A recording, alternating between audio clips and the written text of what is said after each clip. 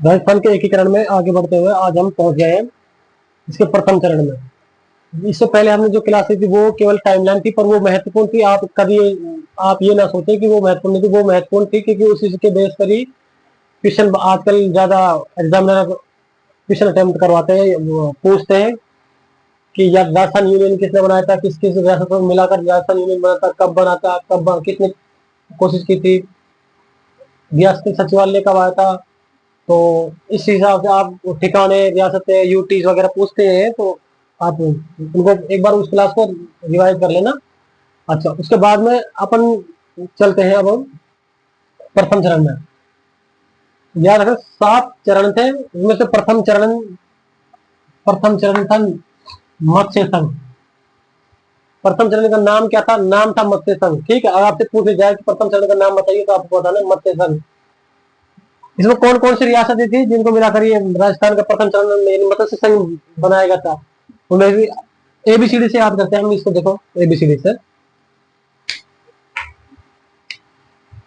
देखो, A B C D.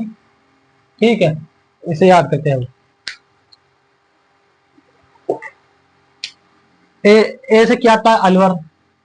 Alwar, ए से अलवर राजधानी बनाया था इसको, अलवर को राजधानी बनाया। बी से आता भरतपुर। भरतपुर में उद्घाटन किया था इस मत्स्य संघ का विलय का उद्घाटन कहाँ किया था? भरतपुर में। और किसने किया था? एनवी गॉडगिल ने। स्थान लोहागढ़ भरतपुर में। ठीक है, और कब किया था? ये इंपॉर्टेंट है, ये इंपॉर्टेंट है, अब स्टार लगा लीजिए। ठीक है, 18 मार्च 1948 को, 18 मार्च 1948 को भरतपुर में एनवी गॉडगिल द्वारा मत्स्य संघ का उद्घाटन किया गया।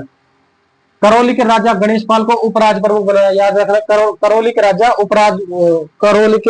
गणेश पाल, करौली के राजा गणेश पाल को उपराज प्रमुख बनाया गया। धौलपुर के राजा उदयभान सिंह को राज प्रमुख बनाया गया। और ये एक नीम राणा था, आपको मैंने बताया था, ये एक ठिकाना था। ठीक है, ठिकाना था ये छोटा। इसका नाम क्या था? मत्स्य संघ। अलवर, भरतपुर, करौली, धौलपुर और नीमराणा। अलवर को राजधानी बनाया। भरतपुर में 18 मार्च 1947 को एनवी गॉडगिल द्वारा इसका उद्घाटन किया गया था। मत्स्य संघ का उद्घाटन करता था एनवी गॉडगिल। स्थान था लोहागढ़। करौली के राजा गणेश पाल को उपराज प्रमुख बनाया।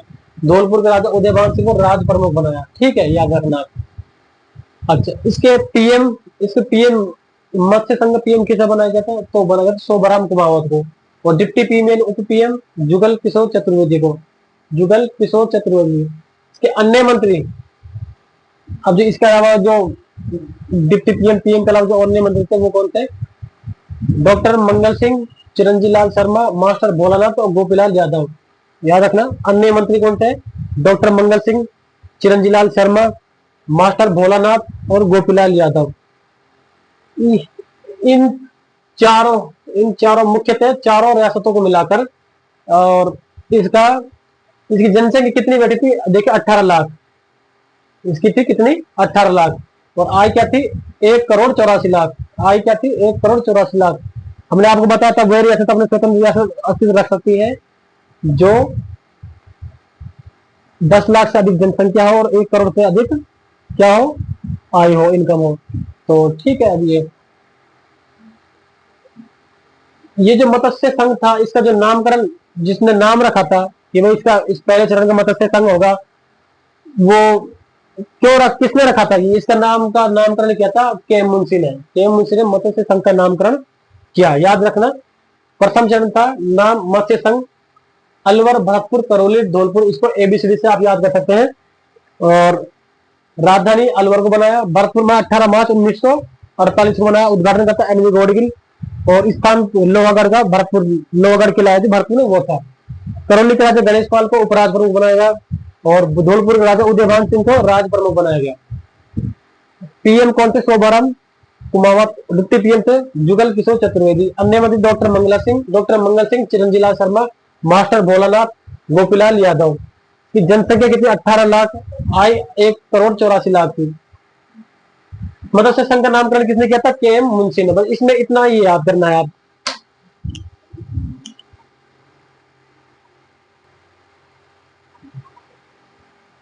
इसको आगे कंटिन्यू करते हैं। आगे कंटिन्यू करने के बाद दूसरा चरण शुरू होता है।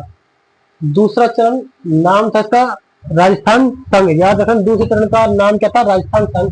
25 मार्च 1948 को इसका बनाया गया। ठीक है, इसमें कौन कौन सी रियासत थी देखो, कोटा, बूंदी, झालावाड़। कोटा, बूंदी, झालावाड़, ये कहाँ की पड़ती है, सारे हाड़ौती के तीनों, 1 2 3 तीनों हाड़ौती प्रदेश में कौन कौन सा, कोटा, बूंदी, झालावाड़। अब प्रतापगढ़, डूंगरपुर और बांसवाड़ा ये कहाँ पड़ता है, ये देखो डूंगरपुर, प्रतापगढ़, बांसवाड़ा ये वागड़ प्रदेश है। ठीक है, प्रतापगढ़, डूंगरपुर, बांसवाड़ा, डूंगर। उसके बाद माता शाहपुरा, ये आ गया शाहपुरा, किशनगढ़ और कुशलगढ़। और एक मुस्लिम रियासत थी टोंक, मुस्लिम रियासत थी, मुस्लिम रियासत याद रखना, मुस्लिम मुस्लिम रियासत थी टोंक।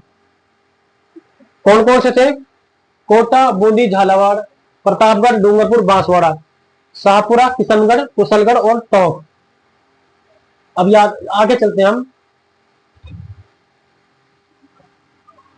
कोटा के राजा भीम सिंह, कोटा के राजा भीम सिंह को क्या बनाया, राज प्रमुख बनाया। और राजधानी भी कहां पर बनाई, कोटा में। कोटा के राजा को राज प्रमुख बनाया और राजधानी भी कोटा को ही बनाया। और उद्घाटन भी कहां पर किया था, तो वो भी कहां किया, कोटा में ही। याद रखना उद्घाटन भी कोटा में किया था। ठीक है, ये लिख लिया। कोटा के राजा भीम सिंह को राज प्रमुख बनाया तथा राजधानी कोटा को बनाया एवं उद्घाटन भी कोटा में किया। और उद्घाटनकर्ता कौन थे, एनवी गौड़गिल। उद्घाटनकर्ता भी कौन थे, एनवी गौड़गिल। और कब किया था, 25 मार्च 1948 को, 25 मार्च 1948 को। बूंदी के राजा बहादुर सिंह, बूंदी के राजा बहादुर सिंह को वरिष्ठ उपराज प्रमुख बनाया। बूंदी के राजा बहादुर सिंह को वरिष्ठ उपराज प्रमुख बनाया। ये याद रखना, ये अच्छे क्वेश्चन अटेम्प्ट, अच्छे क्वेश्चन आते हैं इनसे और किसी को पता भी नहीं था कि कहां से क्वेश्चन आ गए।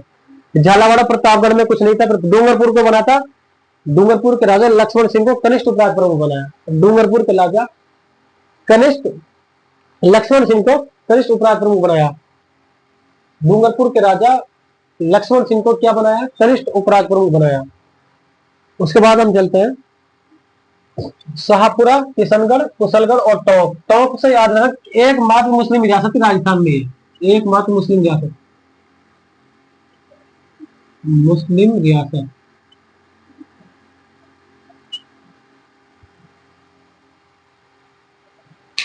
याद रखना। अच्छा, किशनगढ़ और शाहपुरा ने अजमेर मेरवाड़ा में, किशनगढ़ तथा शाहपुरा ने रियासतों ने अजमेर मेरवाड़ा में विलय का विरोध किया था। इन्होंने कहता भाई हम अजमेर में विलय नहीं होना चाहते हैं, हम इसका विरोध करते हैं, तो कोई दिक्कत नहीं है। तो फिर उन्होंने कहा एनवी गौड़गिल कोई दिक्कत नहीं, हम आपका मर्ज इसमें दूसरे चरण में कर देते हैं। उन्होंने पूछा कौन कौन है इसमें, तो उन्होंने बताया कोटा है, बूंदी है, झालावाड़ है, प्रतापगढ़ है, डूंगरपुर है, बांसवाड़ा है और कुशलगढ़ और टोंक है। फिर आप आ जाओगे तो आप दो जाओगे, तो उन्होंने कहा कोई दिक्कत नहीं, हम okay all right. Kishangarh Shahpura ने अजमेर मेरवाड़ा में मिलने का विरोध किया था। इन्होंने किशनगढ़ तथा शाहपुरा को तोपों की सलामी का अधिकार नहीं था, इन्हें तोपों की सलामी नहीं दी जाती थी पहले। इसकी जनसंख्या थी 23,50,000। जनसंख्या कितनी थी इस दूसरे चरण की, राजस्थान संघ का जो नाम दिया था, राजस्थान संघ, इसका टोटल पॉपुलेशन कितना था, 23,50,000। याद है 23.5 लाख। और आय कितनी थी, 1,90,00,000। अब याद करते हैं, बांसवाड़ा के राजा यानी महाराव ने कहा था साइन करते वक्त, आज मैं अपने डेथ वारंट पर साइन कर रहा हूं, आज मैं अपने डेथ वारंट पर साइन कर रहा हूं। याद रखिएगा। कोटा के राजा भीम सिंह को राज प्रमुख बनाया, राजधानी कोटा को बनाया। उद्घाटन कहां पे किया था, तो भी कोटा में किया था। और उद्घाटन करता कौन थे, एनवी गौड़गिल थे। और कब किया था, 25 मार्च 1948 को। बूंदी के राजा बहादुर सिंह को वरिष्ठ उपराज प्रमुख बनाया गया। बूंदी के राजा बहादुर सिंह को वरिष्ठ उपराज प्रमुख बनाया गया। और डूंगरपुर के राजा लक्ष्मण सिंह को कनिष्ठ उपराज प्रमुख बनाया गया। याद रखना। और बांसवाड़ा के महाराव ने कहा था कि आज मैं अपने डेथ वारंट पर साइन कर रहा हूं। और पीएम कौन थे इसके, गोकुललाल असावा। याद रखना, पीएम कौन थे, गोकुललाल असावा। किशनगढ़ और शाहपुरा ने कहा था कि हम अजमेर मेरवाड़ा में विलय का विरोध करते हैं। और अजमेर, किशनगढ़ और शाहपुरा को सलामी का अधिकार नहीं था। जनसंख्या कितनी थी, 23.5 लाख करोड़। आय थी 1.90 करोड़। अभी अब मैं आपको इनके नाम याद कराता हूँ। देखो, हाड़ौती क्षेत्र में, हाड़ौती जो प्रदेश है उसमें 4 राज्य, 4 डिस्ट्रिक्ट आते हैं, कोटा, बूंदी, बारा, झालावाड़। उसमें से आप देखो, कोटा आ गया, बूंदी आ गया, केवल 12 को छोड़ दो और झालावाड़ है। कोटा, बूंदी, झालावाड़। हाड़ौती प्रदेश में कौन कौन से? कोटा, बूंदी, बारा, झालावाड़, जिनमें से कोटा, बूंदी और 12 को छोड़ के झालावाड़ याद करें। कोटा, बूंदी, झालावाड़। वागड़ प्रदेश कौन सा है? प्रतापगढ़, डूंगरपुर, बांसवाड़ा। वागड़ प्रदेश है प्रतापगढ़, डूंगरपुर, बांसवाड़ा।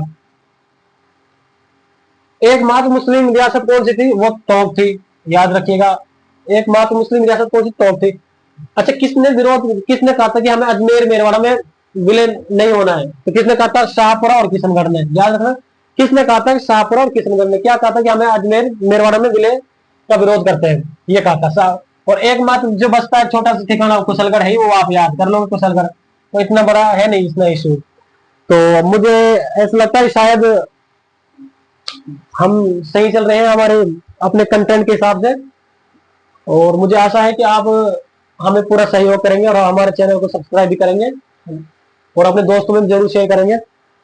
ये जो हम पढ़ा रहे हैं आपको, जो मैं पढ़ा रहा हूँ अभी आपको, ये आप जब एक बार ये क्या नाम से चरण पूरा हो जाए ना, अपना पूरा 7 चरण में आपको कंप्लीट करा दूं जब, तब आप एक काम कीजिएगा, जो प्रीवियस ईयर के क्वेश्चन थे, जो आरएस के हो या आरपीएससी द्वारा हो या आरएसएसबी द्वारा हो या अदर जो एग्जाम हो, और जिनमें से आपको लगता है कि भाई उनमें पूछा गया है, एक बार उनके क्वेश्चन उठाना और इसमें हमारे कंटेंट से चेक करना कि मिलते हैं नहीं मिलते, ठीक है।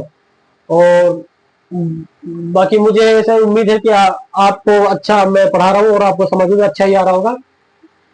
और बाकी रही आगे के प्रयास की, और बेटर से बेटर आगे से अपना 100% देंगे ताकि आपको कोई इशू ना हो, और हो सकता है हम जल्दी शिफ्ट हो जाए आपके डिजिटल बोर्ड की तरफ। तो उसके लिए हमें आपका सहयोग चाहिए, और तब तक के लिए बहुत बहुत शुक्रिया, और हमारे चैनल को सब्सक्राइब कीजिए और लाइक शेयर कीजिए। Okay, thank you.